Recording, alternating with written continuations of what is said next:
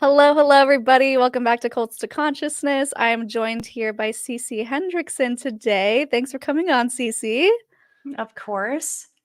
Yeah, we had an awesome interview together. It's already over 90,000 views, and we just posted it 4 days ago. And I just knew that we had to do a follow-up, and people had some questions. And so I have some on my phone that I'm going to ask, and we decided that we would focus today on the kids because you were actually a plural wife in the Fundamentalist Latter-day Saint Church, which, for those who aren't familiar, the Church of Jesus Christ of Latter-day Saints, aka Mormonism. There were some fundamentalist breakoffs because they wanted to continue the practice of polygamy. And the one that Cece is from is the Warren Jeffs FLDS specifically group. Warren Jeffs is now in prison for things that he has done to children, which we won't say so we don't want to get demonetized here this early on. But really awful stuff. And we talked all about Cece's story in a full interview on the page, so you can go check that out. But today we wanted to focus on the effects of children within this group specifically. So within polygamous families, within the FLDS, because it is a very insulated, very specific group of people. So, do you have anything to say before I go to the question, Cece? Not necessarily. I think I'm just I've been thinking about the questions and I'm kind of ready to just jump right into it. So, Okay, awesome. And thank you guys for joining us. If you are here live, we love it when you guys can join us. Definitely throw some questions into the comments. I'm going to be checking them as periodically as I can. Jonathan is not here moderating today, so it's just me. I'm going to be doing my best. In fact, we already had a super chat, which, my goodness, thank you so much. Before we even went live, I saw the super chat. Hello, Shelise and Jonathan and Cece. Thanks for sharing your life with us and helping others. Takes bravery. Looking forward to hearing your story. Thank you so much for your support. It does help. The super chats, they're not required, but they are greatly appreciated, and those comments or questions will be prioritized. And real quick, I thought this was really sweet from Mandy. Shelise and Jonathan, I wanted to thank you for everything that you do. It is partially due to your channel as well as my own culty upbringing that I have decided to become a religious trauma therapist. That's amazing. Congrats, yeah, that is. Mandy. Wow, how cool is that? So thank you guys so much for those comments, those words of encouragement. I don't know if you guys saw our last community post, but just by your words of encouragement, we were able to get a guest her papers to come back to the US because she had no social or anything. So you guys are making a big difference just by commenting. So, all right, when we talk about from the child's perspective, we know that when Warren Jeffs came into reign, he put into place a whole bunch of rules, and correct me if I'm wrong, Cece, or add some more if I forget any, but things like you can no longer wear printed dresses, which already they were very specific style, kind of prairie dresses to the Mhm. ankles, and now certain colors were not okay, prints were not okay. They were all pastels. You had to wear your hair a certain way. He took away all of the toys, the television, musical instruments, even pets were executed, which breaks my heart. There were a lot of things that were put into place to really control the children. Did I miss anything? Those are the main points for sure. I think those are the things that impacted them the most. I mean, if you had a pet and then they said no longer pets, that's a pretty big and traumatic ordeal Yeah. for a child. And of course, like the toys and things, a child gets attached to those, especially like a doll or, Mm-hmm. as a little girl. And those are things that would have definitely impacted children the most when he became the leader. Mm-hmm. And you were already kind of, what age were you when he took over? Because you were a child yourself, weren't you? Yeah, I want to say 11, 12. So I was a child, yes, but also at that, the age where you are starting to leave your childhood behind and become more responsible, taking on more of a, I want to say motherhood role, but you're not a mother. Mhm. You just have a lot of responsibilities, meals, helping taking care of your younger siblings, and that's much more prioritized at that age than having toys. Right. You're already helping taking care of all of the kids. And also, Hmm. at this point, they're already kind of grooming you to become a wife, right? Yeah, At this yeah, age? Mhm. So, really, they're stealing your childhood way too young anyway, but now when he comes into power and he takes away all of these, I guess you could call them luxuries or bonus things or things that kids would have fun with, I'm sure it would leave the children really upset. And so one of the questions that somebody had, from your interview was, "What fun were you allowed to have?" So what could you do as a child? We I mean, my younger siblings, and I did it a little, but it wasn't as much as they did. They were younger than me, so they did a lot of, um, make believe. They would take, I Mm. remember, my baby sisters would like take dish towels and roll them up into the shape of a baby and Mm. wrap them in another towel. And so, it's especially a little girl's instinct to, want to take care of a baby, or, I mean, it's maybe not for everyone, but a lot of little girls are naturally like drawn to that. And so they would do that with like towels, pretty much anything that they could make into a baby, they would. And it never Oh. like really made sense to me because they're playing with it anyway. They're doing all the things. They just couldn't Yeah, it's the have like same thing. yeah, they just couldn't have a manufactured doll. They had to like make everything. And I remember at one point even asking my dad if we could like make dolls. I'm like, they're playing Yeah. with them anyway, so why can't we just make some with like hair, yarn hair or something? Yeah. And it was forbidden. Like it was not encouraged. And so we, continued to let them play with their rolled up Dish dish towels? towels. Yeah, because you were married at, was it 16? You became a 16. Okay, you became the second wife, soon to be, out of 5 with this one Mhm. man, and you Yep. had children right away, so I'm sure, I mean, you said that he came into power, Warren, at around 11 and 12, and you were kind of out of that phase already prematurely, but when you have your own children, I'm sure that instinct kicked in of, like, "I wanna give them something to play with, I wanna give them something to do." Did you feel that way, or were there other things that took your time? I think at that point I had completely gotten over the fact that we were not allowed to have toys. Like that wasn't even a thought. It wasn't like Mhm. I'm sad that my daughter doesn't get a doll.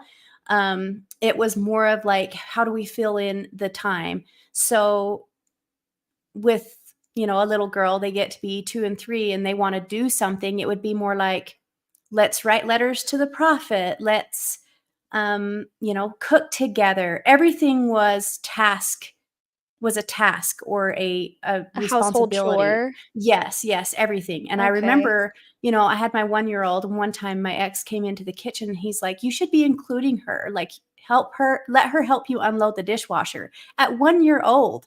And Oh I'm my goodness. like, that's the kind of play the children got, was making real life situations fun, or Mhm. like we had to kind of bring some joy into it so the kids would want to do it with us. Yeah, and that makes sense, and that brings up a question because I'm looking into the Montessori method, which is kind of the same thing where you help them be independent in an early age Mhm. and help them learn how to do their own tasks or, like, cut their own snacks or whatever, which seems beneficial, and so I'm wondering your perspective now because you've been out for a while, you have your kids, you've had another child. Do you think that all of that learning-based play was healthy or too much of it was harmful, or what's your perspective now on all of that? I think that it can be healthy. I still do those things with my now 2.5-year-old. I include her in all kinds of like kitchen things. She loves to help me in the kitchen, make muffins and like all the things. But I think that there's a balance. I think that it's good Yeah. for kids to also use their imagination and play independently, not around kitchen things where they could, possibly hurt themselves, or, Yeah. where you have to supervise the entire time. I think that it's healthy to have a balance and let Mhm. them, have their time of play where they can just sit independently on the floor with their toys and just do their thing. I think that's great. But also it's another really great thing to allow them to come in and help you with those things. So I think that there is just a balance. It's all about balance. That makes sense, and do you think maybe the difference between the two is within the FLDS, it was kind of a requirement because you ended up working at such a young age that it no longer felt like play. That and another thing too is I think that it developed very, I want to say, I don't know the word exactly, but workaholics and people that don't know Mm, how to have fun. I struggle with that sometimes where I'm like, "Hey, it's okay to not take this all so seriously and just have fun. Laugh a little, make messes, let the kids make messes." And when you're raised that way to continuously be working, everything's work, work, work, it can become like your whole personality and you forget mhm. to have fun and enjoy your life too. Yeah, that makes sense. And that leads into another thing I wanted to bring up, which is the child labor. So, a lot of people who I've interviewed from fundamentalist polygamist sects within Mormonism started working as early as 3 or 5 in an office space, or with these young boys in the FLDS, 6 on a construction site. So, what were some of the things that you noticed children were doing and how young? All kinds of things. I remember the boys, as soon as they were potty trained and could go with, like, their older brothers to the jobs or with their dads, they went, and they weren't always, like, right there working and doing, like, big man jobs at that young of an age. That came later, like 12, 13. And that's when I feel like the real effects started to happen was around 12, 13, especially for a boy, because Mhm. not they kind of went from being a little sheltered in the care of like their mothers and their older sisters and all of that. They would go to the jobs occasionally with men, but all of a sudden it's like they go from that to 12 to 13 and they're working man hours Right. doing men work, and they have this huge responsibility on their shoulders to be all of a sudden a man. And there's a certain level of abuse there that I feel like is not talked about enough, especially for the boys in the FLDS cult. And I haven't talked a lot about that. I think I did one other time. I really focus a lot on like women and children, but they are children at 12, 13 going off and working man hours and man jobs. And that's Yeah. really when like, I think the effects of that really started to happen in like the boys. Mhm. We've done 1 or 2 episodes on the Lost Boys, maybe just 1. My cousin actually married someone who was a lost boy, a Barlow from the FLDS, and so he talked about he was like, "Yeah, I had fun on the construction site because it meant that I didn't have to be home doing other things." Doing the So I think dishes and baking bread. yeah, and he was like, "I would watch my sisters, and they looked like slaves. They were in the kitchen literally all day preparing meals and cooking and cleaning. It was so much for them, and he had compassion for them, and he was like, "For me, it was great that I could leave because we could actually relax on the job sites if we wanted to at some point." So, Mhm. it's really interesting the different perspectives. So, okay, we have another question from your interview. How do you get money to feed that many kids? And then asking about, do you keep getting bigger and bigger houses to accommodate the additional people? Okay, so the first one, how do we feed that many? So, like I said, the boys and men would go to work and they would work insane hours. And then there came a time when Warren told every man that was over, I want to say 18, to donate $1,000 a month. So, if you got that many men working that many hours and they're donating each $1,000, that's quite a bit of money. And Right.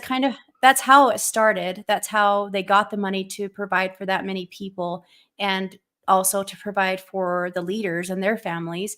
But then it kind of went from that to where everyone was told to give everything to the storehouse, including your money. So the men, boys, and whoever had jobs would go out, work all these hours, and then take their paycheck and go. I don't know if they would cash it or put it in their bank and then write checks to the church, but either way, it Mhm. got into the church's hands at that point, and that's how they provided. And then you, as a family, would go into the storehouse and shop without money. You would just like tell them what you need, and then you would get it and take it home, and that's how you'd feed your family and provide for your family. Mm. Okay, yeah, I have a question about that. So, I did an interview with a Bateman, Jude Bateman, and she was talking about how with her family, they had a list of what they were allowed to buy. So she couldn't really say, we need this, this, and this. They would just say, this is what you can get. And they would take that list. Was that the same for you, or you were allowed to choose what you needed? It kind of depended on like what they had in stock. And then there came a time when they were like, "Okay, don't request these certain things anymore because they won't be provided." And you kind of just learned that over time because you would request a certain thing over and over and it would be unfulfilled. And so you'd get your list back and it would just be blank, like there was nothing delivered. And eventually it was like, "Okay, I guess they don't have it." Or they would just remove it off of the list of things that you could request. And Okay. so, yeah, it was, there were times when there wasn't a whole lot of options to work with when you were trying to make like if you make a menu for the week to cook for your family, um, sometimes it was very, very limited and you had to get really creative. Yeah, what were those meals like? Because I remember you saying at one point there were 20 plus kids in your household between you and all of the other wives. What would a typical mealtime look like? It just ranged. I mean, there was like sometimes it was potatoes, gravy, and bread. Sometimes you could, I mean, if you were lucky, you got meat, which was awesome. If you got meat, and you got to the storehouse early enough and was able to get that protein for your family, that was a really big deal. I remember being like, "Oh my gosh, they had this time," and it was like this big deal, and we would all talk about it and decide what we were going to make. And so, yeah, a lot of times it was very basic things, and bread was always there until they changed the rules up, and I believe they started to say like, "Don't eat wheat," and Oh no, that's a staple. things were very, very limited, and that happened shortly after I left. I would have to talk to, like, my family and see what those things were because the list got really short of things that they were allowed to eat. Yeah. Wow, interesting. So, did you ever have to go outside of the community to a grocery store? Was that allowed? Did people do that? Yeah, people did it, they would sneak and do it. It was Mm. forbidden, and it was definitely discouraged to do that. I did it a few times. I had especially after my ex and the other wives were told to leave, I had a job, and I would sneak sometimes and go buy snacks and keep them down in my bedroom when I lived at my dad's house. I did get found out about that and got in trouble, but, like, I tried. Yeah, that must have been so difficult. Do you know what the teachings were behind this? I mean, I know it's all kind of made up in some way, shape, or form by Warren, but did he give you guys a reason as to why you had to only consume within your own resources? No, I mean, the biggest reason is because when you brought your things to the storehouse, it was um to like dedicate it to the Lord and then take from the Lord. So that was how it was like viewed and how he Hmm. got everyone to do that because I guess going to the grocery store was taking it from the world instead of God. And so that's how he got everyone to follow that rule. Okay, that's so interesting. And you weren't allowed to Mhm. eat at restaurants, right? No, no, we never did that. Do you remember I don't know if I asked you this already. Do you remember the first time you ate out at a restaurant? Well, so I actually did before I left a few times. As a child, my dad took us to Sizzlers like quite often. And then Really? later, when the rules changed, we didn't go. But then my ex, he grew up in the world. He was a convert. So he would do things kind of sometimes on the edge. And so we actually went out and ate out a few times, him and I, when we lived outside of the community for a short time. Okay. Mhm. Okay. So rebellious. Oh, and the other question from that was the housing situation. That's right. Okay, so yeah, that's kind of what they did, and there were times we were in tight living conditions. I would many times had just one room with my babies that lived in my bedroom, and I didn't mind that. I felt like I had at least a little control in that sense, because I could take my babies and go to bed for the night, and it was just us. And so I Mhm. actually didn't mind that at all. um, but yeah, so there were times where it was like that, where the moms would have like their younger ones in their bedrooms, and more than just one baby. It'd be like 3 or 4 little kids in your room, Mm. and you would just like live that way. And then if like the leaders found out that you were kind of living in tight conditions, and they would try to accommodate and move was getting bigger. Like, for instance, if a man was given a woman that already had children and your family like grew fast, then he would try to like move the families around and try to accommodate for the family that grew or the families that grew. Yeah, and I remember a few of the interviews. I think it was actually one with Ben. He mentioned that one of the homes he lived in was a hotel that they had taken down from California and then rebuilt in the community and kind of shifted things and moved things around. There are homes that are 16,000 square feet. These are huge homes, and you're building them yourself. He said that they had something where they could build an entire home in a day, Yeah. and that just blew my mind. So, just adding on rooms, consistently growing the homes, and we just interviewed Brielle, which is coming out soon. She was one of Warren Jeff's wives, the 65th wife. Mm-hmm. She went back and was awarded one of his mansions. I think, shoot, now I'm gonna mess up the numbers. It had something like 45 bedrooms, and just the I can't even imagine it. I keep telling her, send me a picture, because I can't even imagine what that would look like. So these are massive homes too. Yeah, they're huge. I've driven past that one pretty recently too. Really? And The it's Dream Center huge. now. Yeah, it's a big place. And I mean, it's obvious why she uses it for, or made it into what it is. It makes much more sense to use that Yeah. big of a place for a center. It's massive. Yeah. That's wild. Okay, so another question that someone asked, and I'll just kind of paraphrase, was at one point, the other four wives, and your husband were sent away on Warren's command, Mhm. just abruptly, middle of the night, they all left, and you're alone with 20 plus children to care for. What ended up happening to those children? People are wanting to know, I guess, just what happened, and were they distributed amongst other families, moved Yeah. around, do you know? Yeah, and I feel like, yeah, I do. And I kind of thought we talked about this on the last interview, but maybe we skipped over it. I don't know. I don't know. So they yeah, they didn't leave in the night. I was very aware that they were leaving. All the kids were very aware that they were leaving. So because they gathered us together and told us what was happening.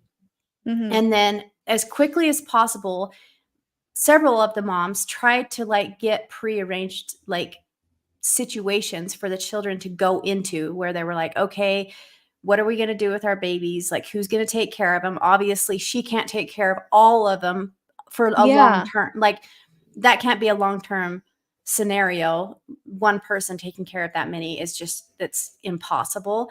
And Mhm. so there were a lot of phone calls made, and some, arrangements were made, but they weren't able to like move the kids immediately. Like, you can't just move everyone automatically within minutes as soon as we find out we got to do this. And so there was a short period of time where we were all still under one roof after they left.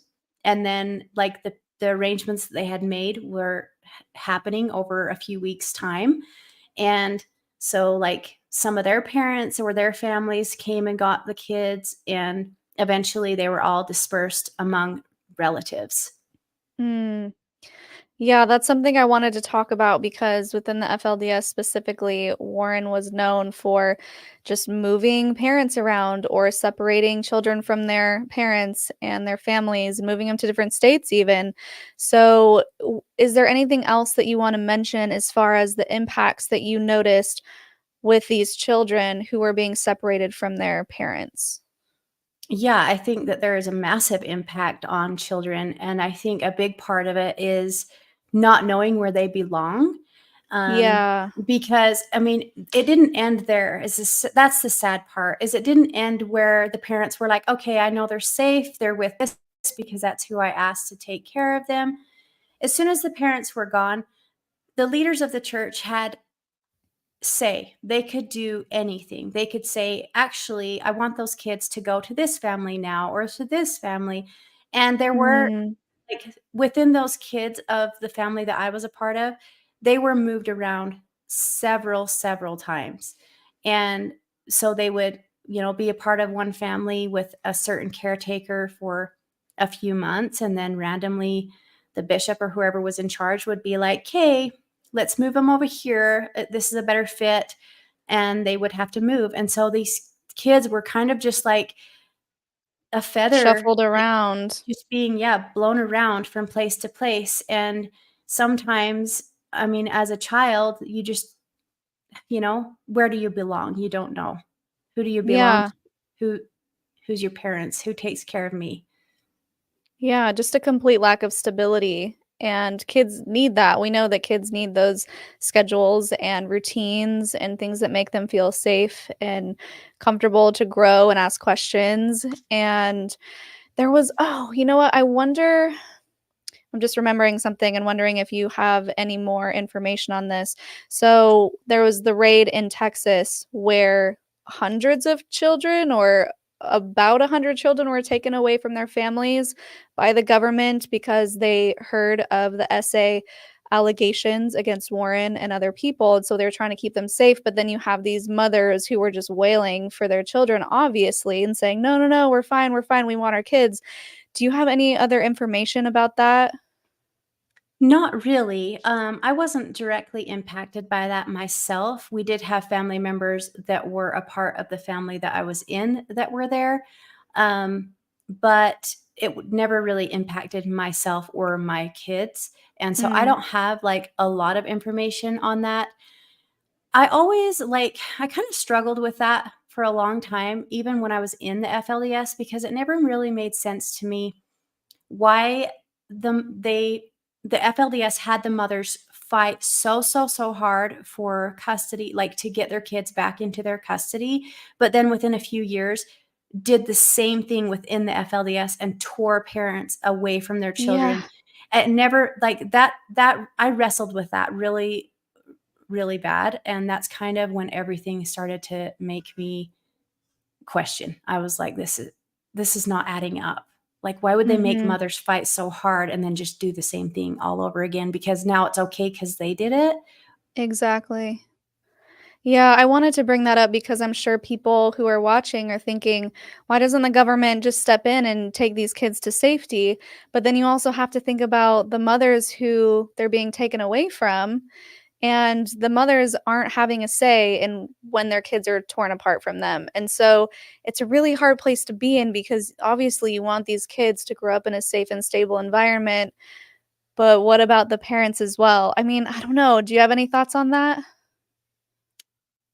Not, I mean, okay, so rephrase that. You said, Well, it's tricky because immediately people would think, and even myself, "Well, why don't you just go in and get the kids like they did in Texas? Why don't you go and take them away, put them in a stable family home that's outside of the FLDS?"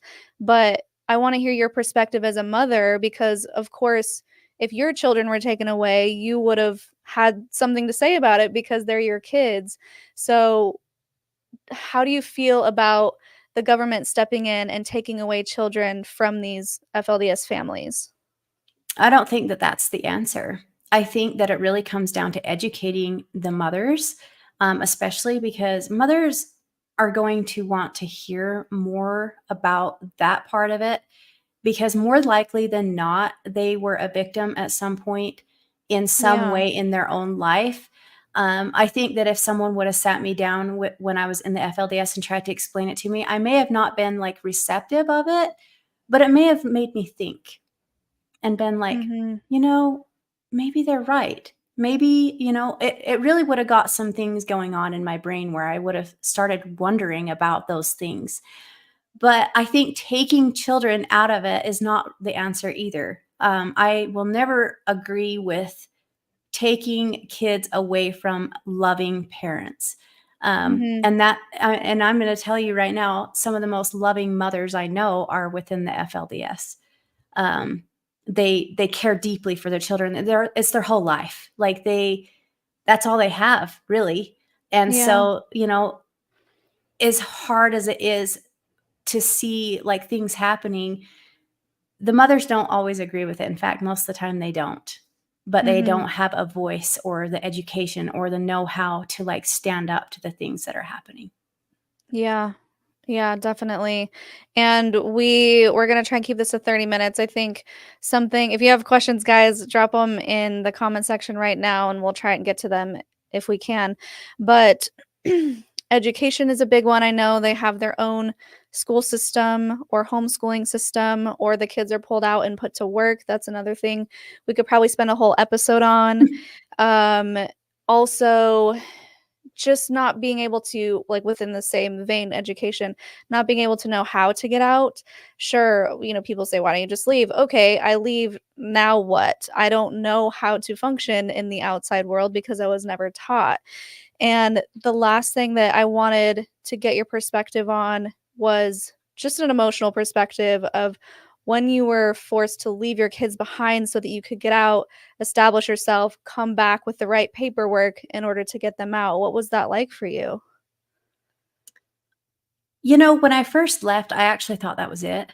I thought, I don't think I'm gonna like ever be able to get my kids out of there. That was the scariest thing for me. I didn't know how that was ever gonna go down. But as time went on and I made friends outside of that belief system, people that had never been in it, and they were like showing me the truths. And when I left my kids, I did not know the dangers that I was actually leaving them in. I didn't know everything that was going on, or I think that I would have figured out something else.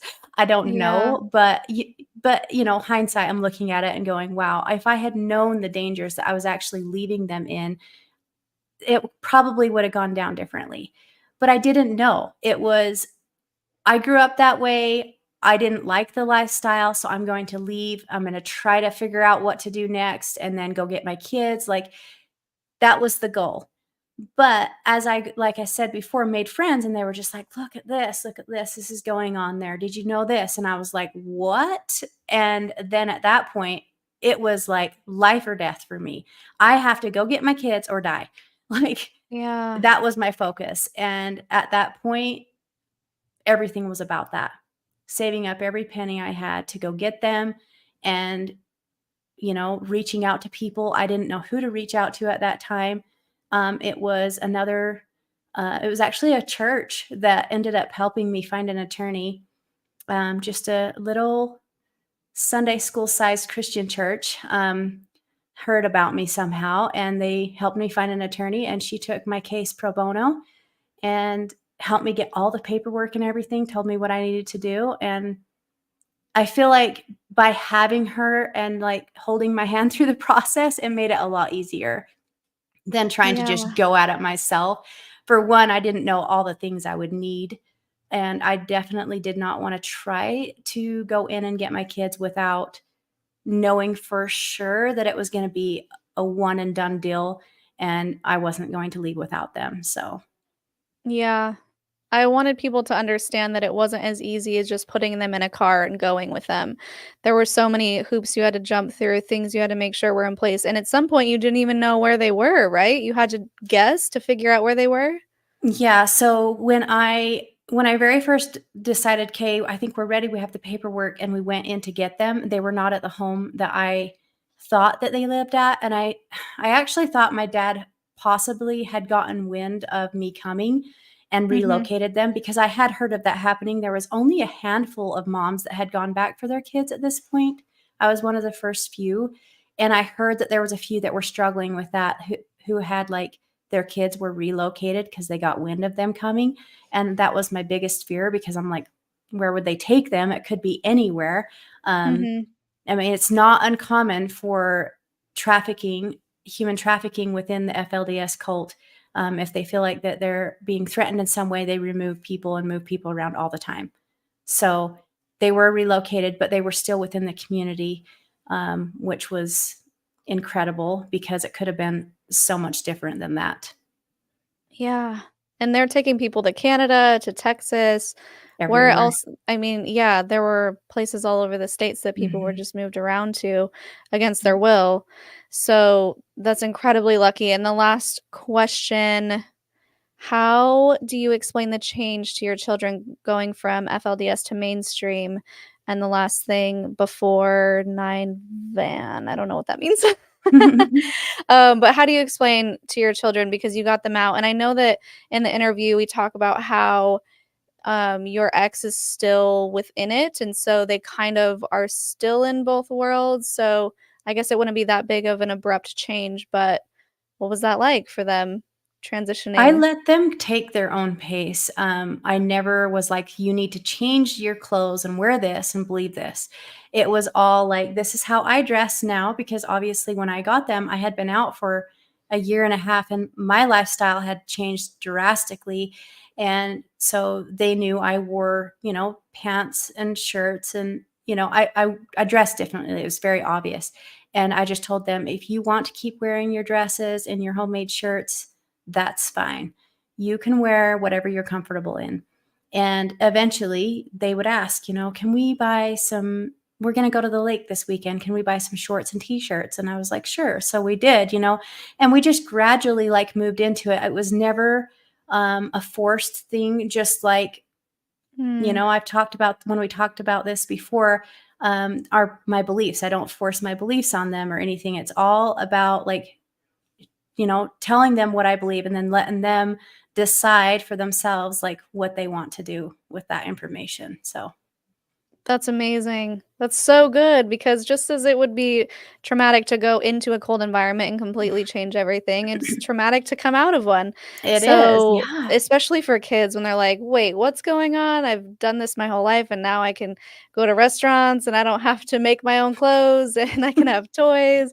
I'm sure it's Yeah. exciting, but also a little scary to have Yeah, and those I didn't want boundaries them to be lifted. scared of me either, and I felt like if Right. I was too forceful or too, like, in your face with certain things, they'd be scared of me, and then it would push them away from me, which was the last thing I wanted to do. I wanted them to feel comfortable coming to me about any of their questions about any part of their life, and Mhm. so I feel like there had to be so much, like, just openness about it all. Yeah, definitely. Communication, Mhm. giving them the opportunity to choose, that's all amazing. And I said last question, but this one's really great. How did your kids adjust to public school? What was their reaction to that? I think that might have been probably one of the hardest adjustments. There was definitely I mean, they were around a lot of kids their own ages all the time within the FLDS cult. Like that, it wasn't that part of it. I think it was more of just like being around kids that they weren't related to or that they'd never met before. So there was a lot of like emotional things that happened during that time. And again, just very open communication. And there was a few things that happened, like with my boys doing certain things in the school. And I was like, okay, you can't do that. Like, we don't live out in the country. You're like in school. You can't like do these things. And so there was an adjustment there for sure. But it wasn't like, I mean, they adjusted and it was a short amount of time where they were like, oh, okay, this is what we do. Yeah, But yeah, that was one of the bigger adjustments for sure. yeah. And Tracy wants to know how they're doing now. They're doing amazing. They love school, they have friends, and yeah, they it's just normal life for them. So, That's so great. Well, thank you so much for coming on and sharing. I know we could go for hours. We were trying to keep this one a little more short and concise. And if you guys want the long form, definitely go check out Cece's interview. I've linked it in the description. Smash that like button if I may be a YouTuber for a moment. Subscribe if you're not already. Helps the algorithm. If you comment after the video is done processing, those regular comments help push the video as well. And I have another super chat. Derek, he's such a great supporter. Stuck with bad storm, soon might be gone. Want to send as much love as I can. Thank you so much, Derek, for that. Really appreciate it. And so many sweet comments about my pregnancy glow. You guys are gonna make me blush over here. Thank you. She's been kicking and squirming this whole time. But this has been so great. Do you have any final thoughts or things that we missed before we go? I don't think so. I feel like we covered everything that the main questions for sure that people had after our first interview. So, Okay, great. And tell everyone your socials so they can go follow you. yes. So my Instagram is cc.hendrickson, and if you want to follow my brand, it's Pink Valor. Pink Valor. Yes, such fun clothing. I love seeing people in the comments of your video that were like, "I went and bought a sweatshirt," or "I went and got I this," and I'm know, like, it's been so "Yay!" fun. It's been a That's lot so of fun. I awesome. appreciate the support so much. Like, this week has been a big one for my brand and for my personal story, so thank you for that. Yay! Yeah, even the Daily Mail picked up your story. They like to post some Yeah. of our interviews, which is really cool, and so I love that your Mhm. story is getting out there even more. Definitely go check out our Instagram, guys. Check out our clothing line. It's for those rebellious at heart, I believe, if I remember correctly. And if you want to support the podcast, like I said, just liking and subscribing is amazing. Sharing, commenting. We do have a patreon.com/cults to consciousness. We do have our own little merch. I released some onesies in celebration of our little one due in March that say, "I don't want to be in your cult," or "Cult Free Kid." So I think those are kind of fun. You can find those at cultstoconsciousness.com under the merch tab. And yeah, I think that's it. So until next time, guys, follow your highest excitement, be conscious, and be well.